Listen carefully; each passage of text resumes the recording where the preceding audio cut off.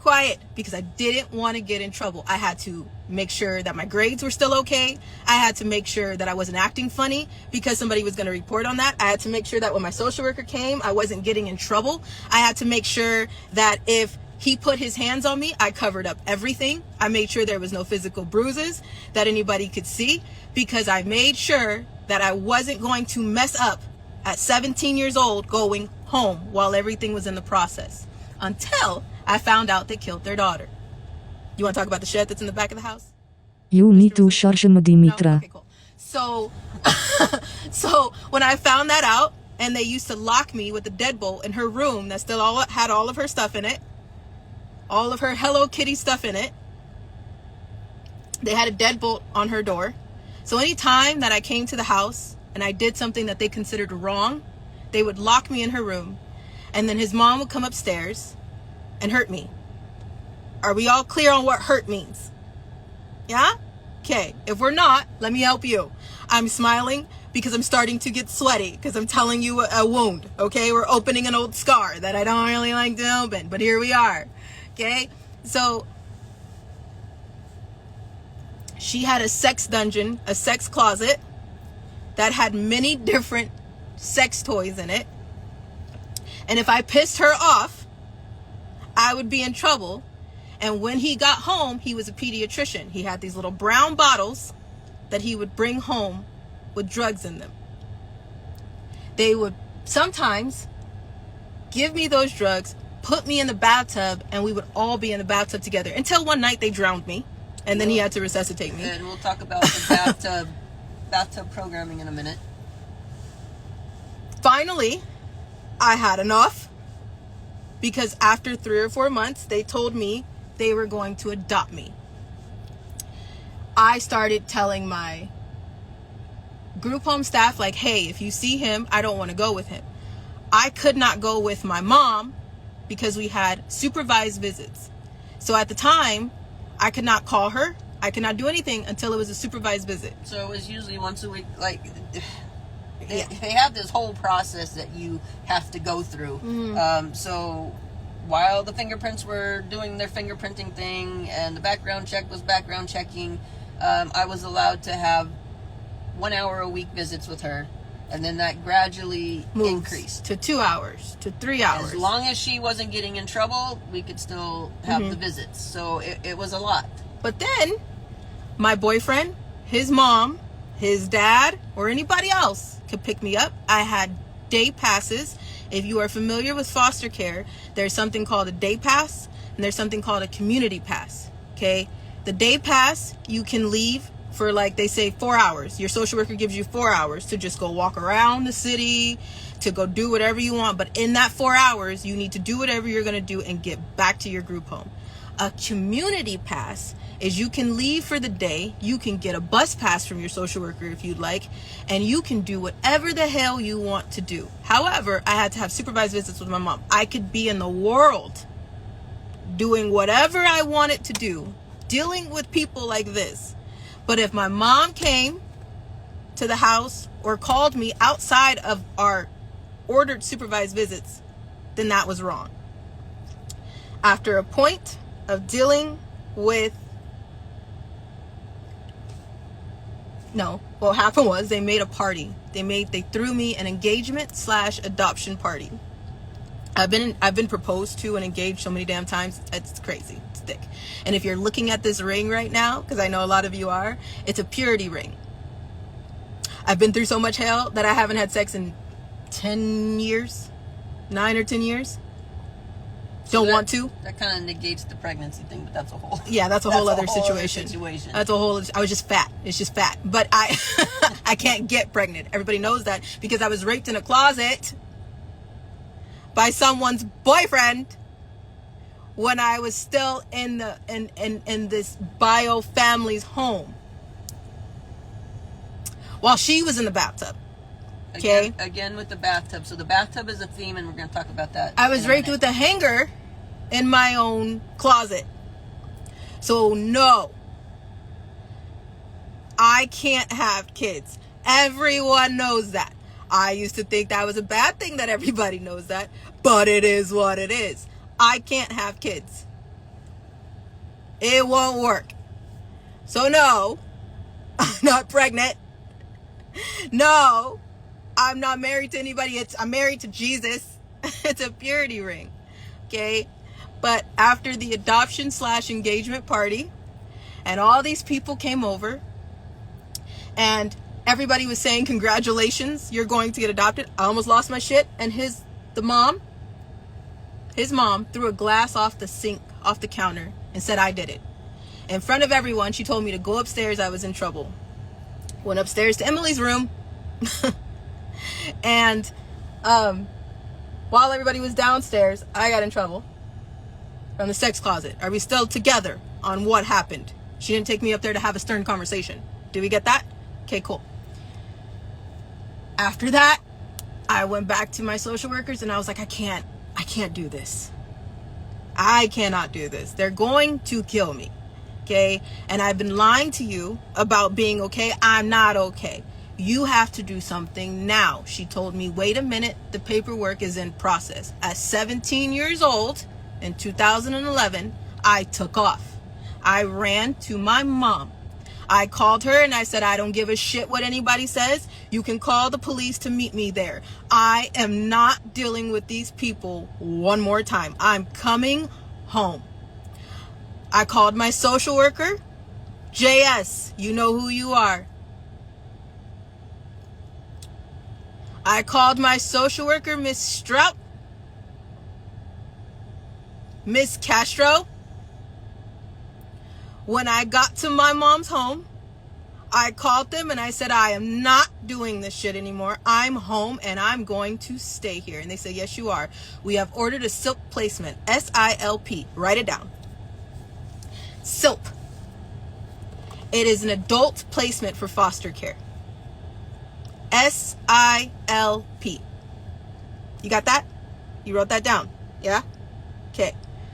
I called her and I said, I'm not doing this. She said, I already ordered the SILP placement. It's okay. You can stay.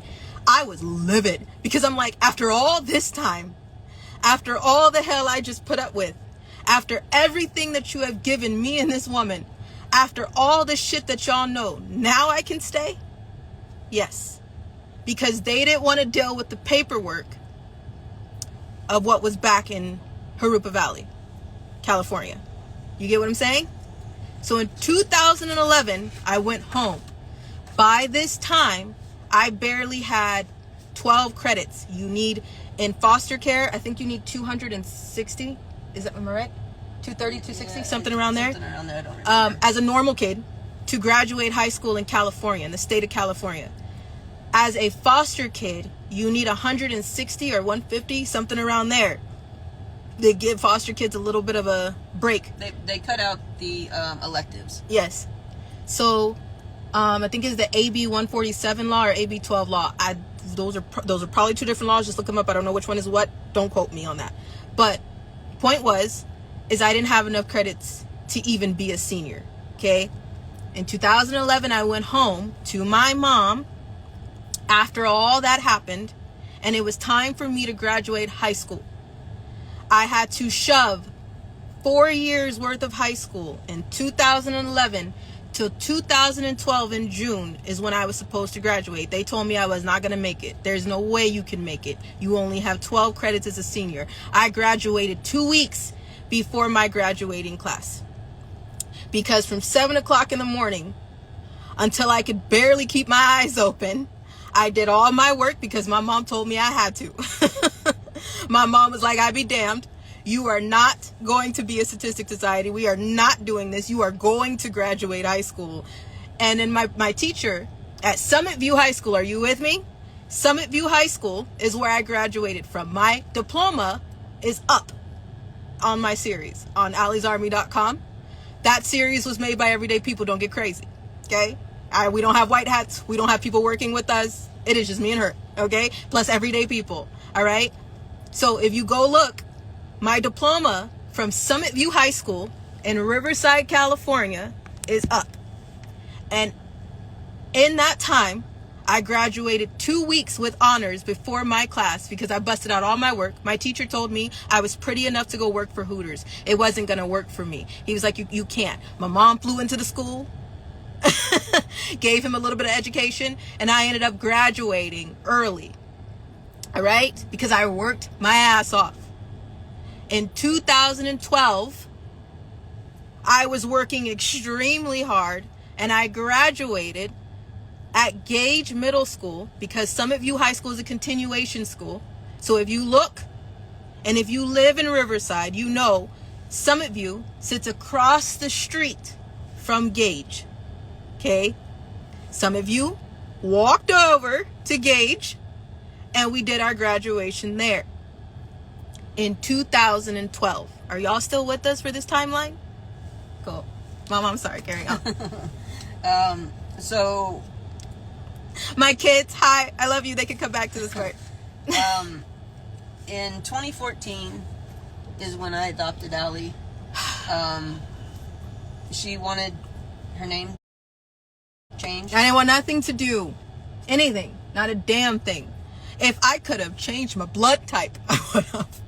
Okay? If I could have changed everything about myself. Do you understand what I'm saying? I wanted nothing to do with anyone, including my name. So I made the decision to change everything about my name. So yes, you all know my prior name was Tori Outlaw. My name now, my real name, my legal name, the one we gave you the case number for that you could check yourself at the Riverside County Court, is Allison Leilani Carter. And that is my name. That's who I am. My mom is Shelly Carter. Yes? No name changes. No name changes. None. I changed my name because I said my real mom and my real family, I'm a Carter. So for those of you who can't logically, 2 + 2 = 4, that's what happened. If There's nothing nefarious. There's no big. I know narrative people that want that to be. I know people really want that to be, because people couldn't fathom how a black child took off from the most racist black people that you will ever see. I want to say something real quick about these black people that I had to be in. Black Panthers that I had to be a part of. Okay? They are the most racist black people. And I understand, you guys know that with this Black Lives Matter issue, there is a lot of black people who honestly believe that white people are the problem. They don't feel like they're the problem. No, they're the most racist bunch. If we want to talk about a race war, they're the most racist bunch ever. There's few and far in between of black people that are not racist. Thank you to the angels that are a part of this army that I am talking to. Yes, but you will see for yourself, and you have seen for yourself, especially if this matches you, this skin right here, if this one matches you, then you will see for yourself how racist. There's a lot of very racist black people. We shouldn't have to have this conversation because we all bleed red. But unfortunately, in the world that we live in today, I have to tell y'all this, and like you don't already know. Yes? Who, I want to know, who has been a victim to some very racist black people? There's some racist white people. There's some racist Mexican people. There's some racist Indian people. It goes on and on and on. Well, I'm Gen X. It's either you're an asshole or you're not an asshole. I don't give a fuck what color you are. Asshole, not asshole. But if you get down the line, it continues. Yes? So you'll see for yourself who has an issue with white blood. You'll see who has an issue with this color right here. By the way they talk. Listen to them. Follow along carefully. You will hear it. You will see it. And you will see how no matter what you say, no matter what happens, they're the ones that white person, that white man, that white woman stepped in and did what you couldn't do, what you failed to do, what you didn't have the balls to do, what you should have been doing. But instead of admitting that, instead of taking accountability, instead of being responsible for your wrongs, instead of knowing that you fucked up, you want to blame somebody else. And it has to be a color issue. When in reality, it's a humanity issue. It's a heart issue. It's your issue. So if you're hearing that, if you're witnessing that, if you've been a victim of that, I'm sorry. Well, As a black woman, I'm sorry. As a strong black woman that knows the definition of a human being, I'm sorry. Do you hear what I'm saying? As a woman, as a black woman who knows that I bleed red, just like this woman right here, just like you that's sitting on here that probably doesn't understand what I'm saying because you're sitting from somewhere else and you speak a different language, I'm sorry. Because I've seen many kids that weren't just black, that weren't just white, that weren't just Mexican and Indian and Hawaiian, and the list goes on. Thank you for sharing, Madimitra. But that's the first thing somebody wants to holler is the color of their skin. They don't holler what's wrong. They don't want to talk about what didn't go right. They don't want to talk about who's at fault for what the fuck happened. They want to talk about a color issue. But in reality, it's a heart issue. It's a you issue. But you want to blame somebody. So we jump on a slave bandwagon. But we don't talk about the real slavery that's going on today. Okay? So before you guys, some of you are like, this is a race. It's not.